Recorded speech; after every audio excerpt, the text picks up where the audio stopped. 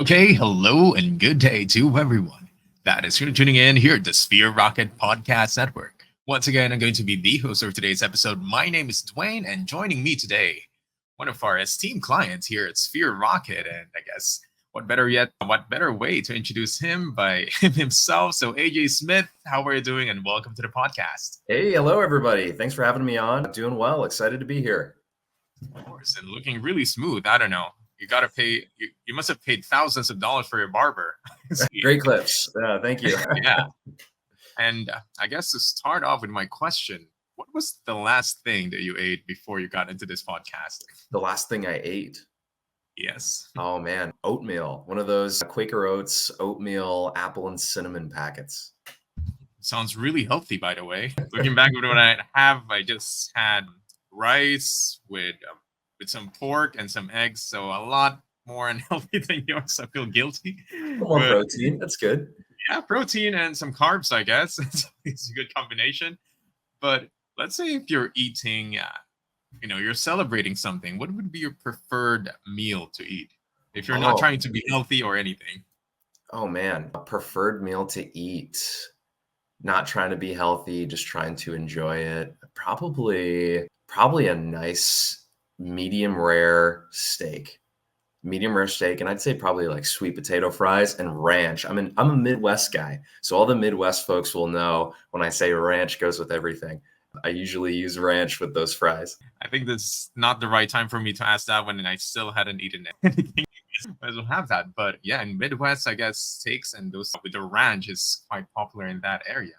But before we get into more food and me ending up getting more hungry and salivating for food, can you tell us first? So, how did you get into the business that you're currently at right now?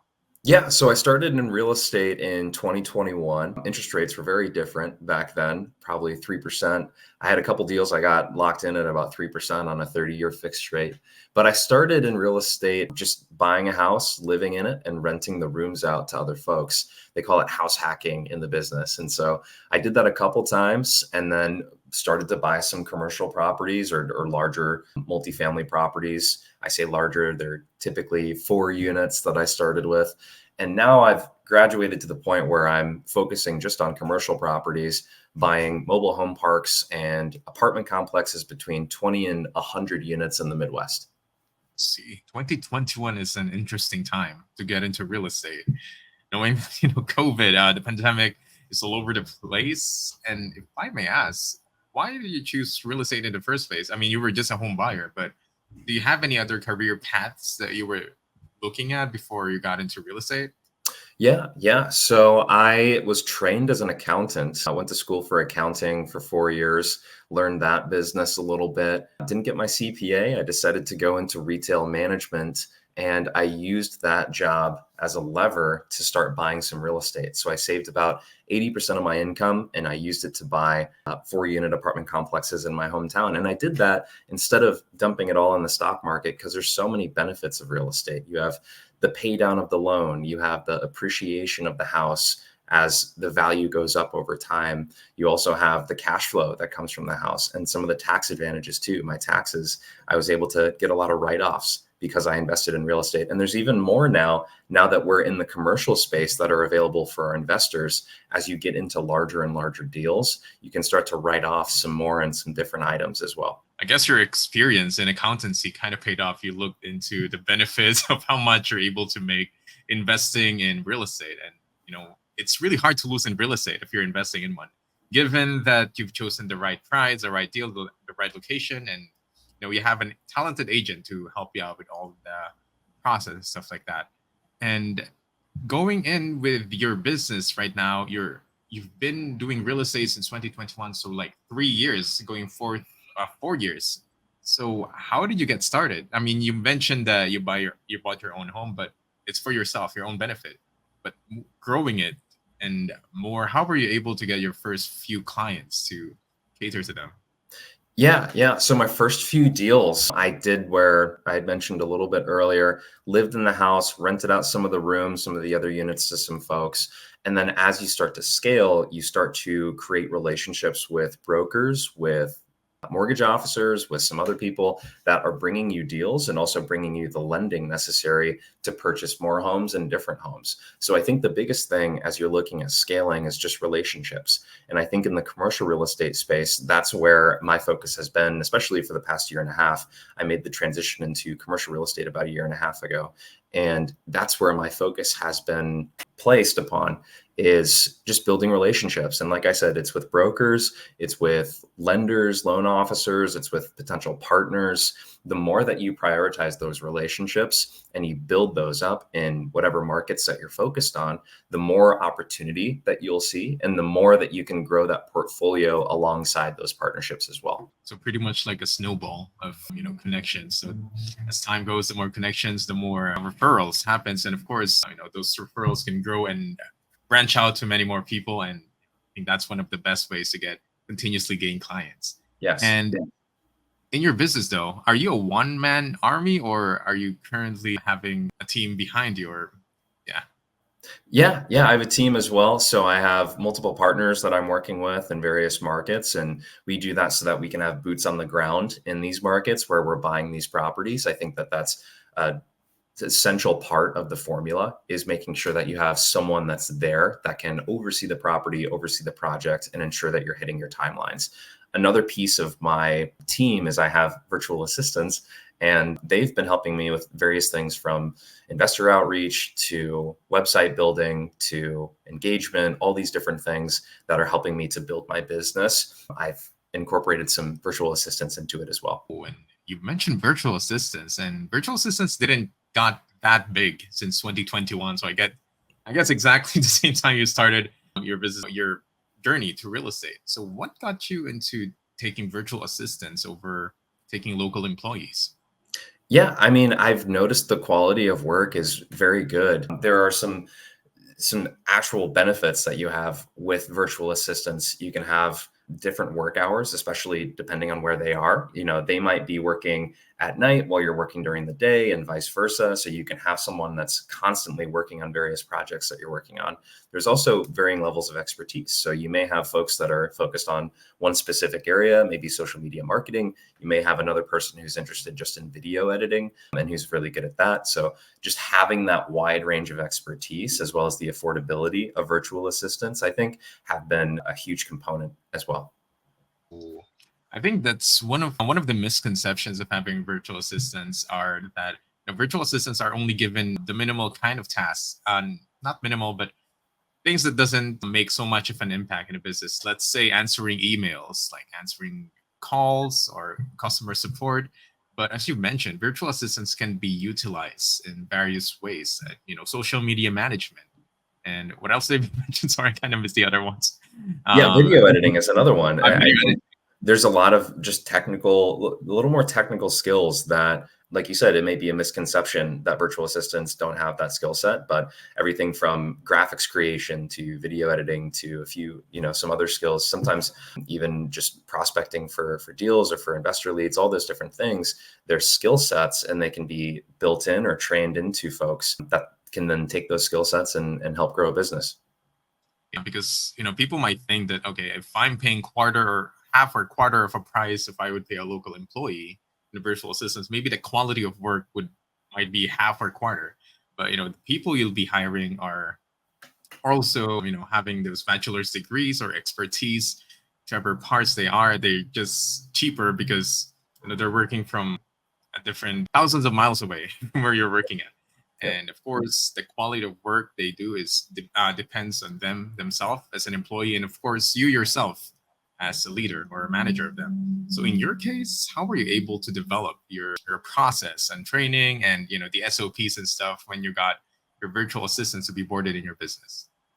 Yeah, Sphere Rocket has a great suite of SOPs that are available to virtual assistants, as well as training programs. I've sent my virtual assistant to those training programs to learn a little bit more about social media management, to learn a little bit more about how do we best utilize our time as we're going throughout the day and throughout the week. So that's been one huge resource. And then, of course, just continuous feedback. I think with any job, with any employee, it's just continuously having those conversations where you are giving feedback, they're receiving that feedback, and it's a loop. And so you look at the quality of work, you give feedback on that, and then you ensure that that quality is upheld as you go into the future. Really helps out that you get your virtual assistants already trained, and whatever task you want to, you're not going to start from like zero to something. It's going to take a lot of time and effort, and it kind of beats the point on why you're getting a virtual assistant to take more time off your plate. And yeah, so it's good to have that kind of benefit with having Sphere Rocket as well as a as your agency to help you out, and of course cherry picking the virtual assistants you're trying to pick, meaning that we've already filtered out the best ones that cater best to your interest. And And I guess I would along like with to ask that, you as well, AJ. How? oh, Oh, I carry was on, just going AJ. to Sorry for cutting you off. No, that's okay. I was just going to say, I was agreeing with you. Along with that, I think the screening portion was pretty thorough and provided a great candidate base to pull from. And then, of course, you also have your own screening that you do as someone who's hiring this person. Do you connect well with them? Is this someone who is fitting all the different needs that your business has? And then do you see them as being trainable in terms of new tasks that you might be giving them? And so I think that final interview process, for me at least, was really seamless. And it was pretty clear as I was going through, like, okay, number one, all these candidates seem pretty good so far. And then number two, I could see which ones I could connect with the most, or which ones that I could have a good conversation with, and which ones I wanted to work with the most. So I thought that was a good process as well. Really helps, saves you a lot of time screening to hundreds of people. And yeah, don't just make your first assumption in the first interview, because as you mentioned, they all seem pretty good. But if you go to the second phase of the interview, if you would process something like that, then we find there's something special in one of them that fits better for you. So it's not just more of the skills, but I guess also the business ethics and the mindset and the emotions really plays along, which fits best for your business. And if I may ask you, how different was your business before and after you have a virtual assistant? I think the leverage on your time is the biggest factor to consider. When you're looking at the tasks that you're doing as a business owner, there are certain tasks that are generating more revenue. And then there are other tasks where they may be a little more, I don't want to say repetitive, but you have certain things you have to do. There's administrative tasks. There's, tasks that it kind of follows a formula. And when you have someone that's able to take care of that for you, while you take care of more of the face-to-face interpersonal interactions, that can be a huge boost to your business in terms of the amount of time that you're spending sourcing leads or sourcing deals. And then for you as a business owner, closing those deals, I think that is where some of the largest leverage can happen.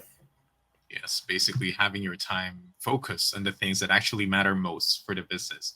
I mean, people might say I can do the social media stuff myself. It might take like 1 or 2 hours of my day, but it adds up. In a year, 2 hours, you could have been using that to hundreds or maybe even thousands, I don't know, thousands of hours if you add up all of those, and not unnecessary, but those tasks that are repetitive, as you mentioned. So those are one of the benefits of having a virtual assistant. And going back to your business, AJ, I think 4 years, I'm pretty sure that it's not all smooth sailing from all those 4 years. So what do you think were the biggest challenges that you face as a business owner, and how were you able to overcome it? Yeah, I think that there are things that you learn over the course of business, various lessons that you learn based on some of the purchases that you make or some of the dealings that you have, where you start to create your own SOPs. Like you mentioned, here are certain properties that I want to target. Here are certain areas I want to target, just based on those past experiences. And so my business has changed, my business philosophy has changed, and my criteria for purchasing has changed based on those experiences, based on those deals that I have done, so that now I'm focused on deals that have a very specific buy box, a very specific area, and a very specific deal format.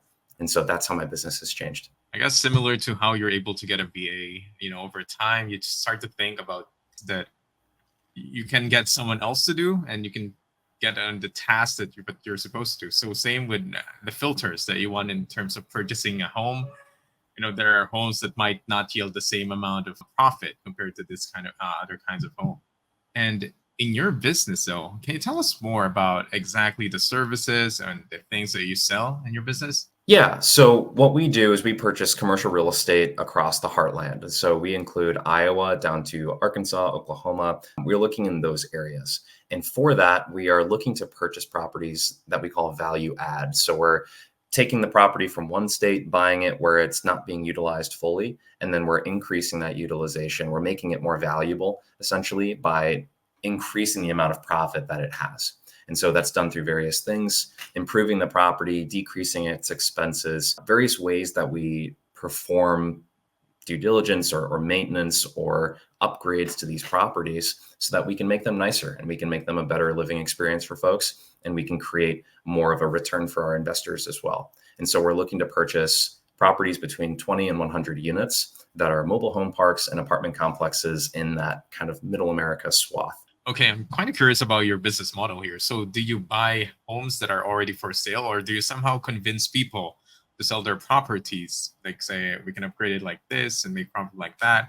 How does it work? Yeah, so we build relationships with brokers in order to find properties that homeowners or investors are looking to sell to other folks. And so through those relationships, we find deals that either have not hit the market yet or going to hit the market or are in the very early stages of hitting the market. And that allows us to then find deals that have great returns for our investors and for us as well. Hey, and if I may ask, why should people tend to sell their properties to you compared to just like selling it to, a normal consumer, I guess? I don't know if normal consumers actually buy that big of a lot of units, but what are the benefits in getting in with you instead of anyone else, basically?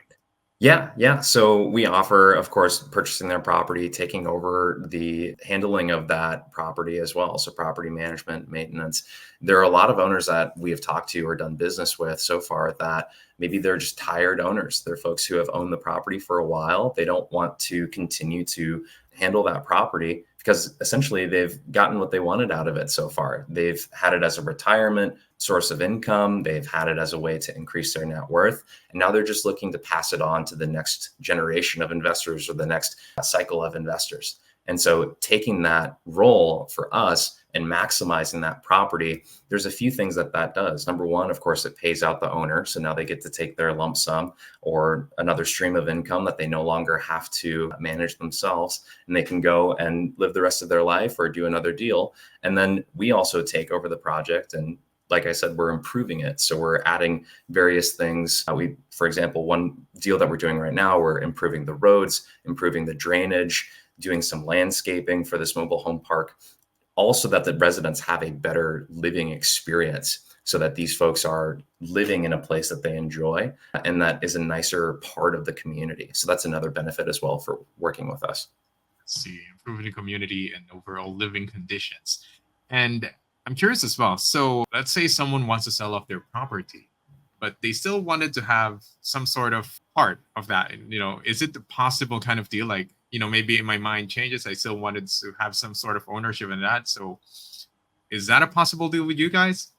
Yeah, we actually have a deal right now where we're doing that. The owner sold us the entity for this property, and they're actually still a part owner in that deal. And so they have part ownership. They've carried back some of the loan for us. So that allowed us to purchase the property with less money down, very little money down. And we're able to then cash out that investor at some point in the future with a refinance so that we can hold on to that property and move it forward long term. Okay, I guess your market is quite large. Not only people who wanted to totally sell off their property, but just someone else who wanted to sell and kind of, I guess it's a future investment part of it. Let's say it has a sentimental value to have some ownership in it. It's possible with you guys here. Okay. And of course, before we end this podcast, I would like to ask you what are the best ways to contact you, to see your listings and get in touch with you, basically?